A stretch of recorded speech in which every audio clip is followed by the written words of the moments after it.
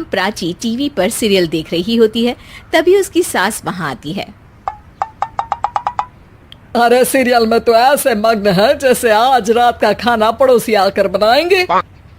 मुझे पता ही नहीं था आपने अपने बेटे की शादी पड़ोस में भी की हुई है। हैं? मतलब?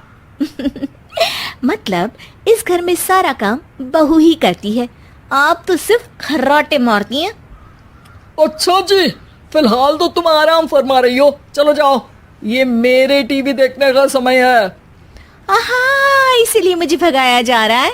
सॉरी, अब तो बिल्कुल नहीं जाऊंगी। प्राची की इस बात पर दोनों सास बहू के बीच टीवी रिमोट के पीछे बच्चों जैसे छीना झपटी शुरू हो जाती है, जिसके बीच श्लोक भी काम से घर वापस आ जाता है। हाँ, आज मेरी चूहे बिल्ली की जोड़ी किस बात पर झगड़ रही है? अरे तेरे बीवी मुझे टीवी ही नहीं देखने दे रही। अरे तुम्हारी मम्मी मुझे खाना बनाने के लिए फोर्स कर रही है।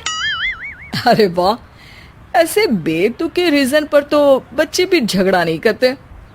अरे मुझे कुछ मत बोल, सब इसने ही शुरू किया है। हाँ हाँ, जैसे आप तो बहुत दूध की धूली है ना। अरे बस, दोनों चुप। प्राची जाओ, खाने की तैयारी करो। और माँ तुम छोड़ो, तुम्हें क्या बोलूं, शांति से अपना सीरियल देखो, मुझे दोबारा लड़ने की आवाज सुनाई नहीं देनी चाहिए। ऐसा बोलकर श्लोक वहां से चला जाता है, जिसके पीछे पीछे प्राची भी कुछ न कुछ बड़बड़ाते हुए रसोई में चली जाती है। हाँ हाँ, सासू जी को तो कुछ बोलेंगे ही नहीं, बस मुझ पर ही हुक्म चलता है, खाना बनाओ, जैसे मैं इनके घर में खाना बनाने के लिए आई हूँ।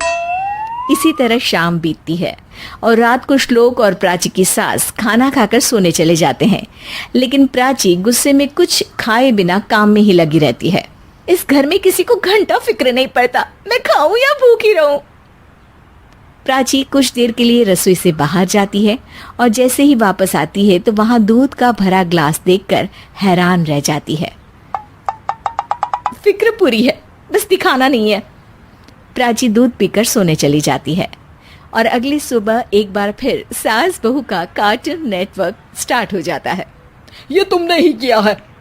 अरे अजीब जबरदस्ती है, मैं बोल रही हूँ मैंने कुछ नहीं किया। दोनों ने मिलकर पूरे घर को पागल खाना बनाया हुआ है। यहाँ कोई नॉर्मल इंसान तो रह ही नहीं सकता, इसीलिए अब पड़ोसी क्या रिश्तेदार भी घर आने से कतराते हैं। और सुन बेटे, तू भी चंगा, तेरी माँ भी चंगी, तेरी बीवी भी चंगी, रिश्तेदार।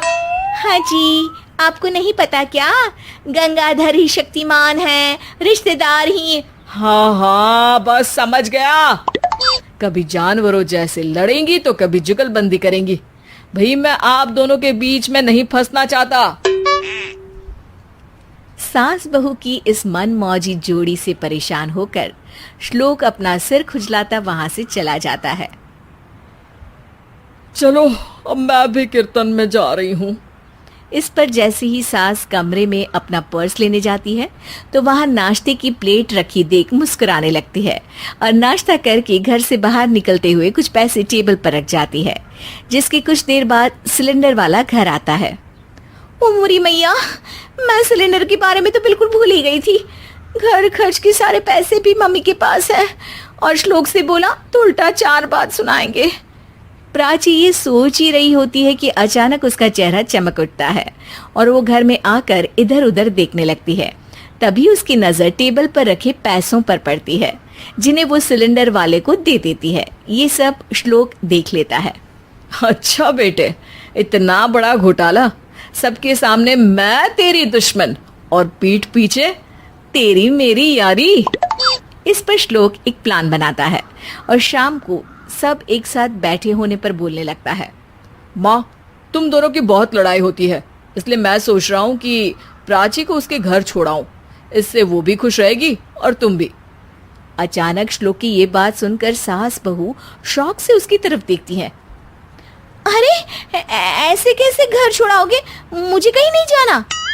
अरे तुमने बोला नहीं पर मैंने सुन लिया, तुम्हें मम्मी के साथ रहना अच्छा नहीं लगता, मुझे पता है।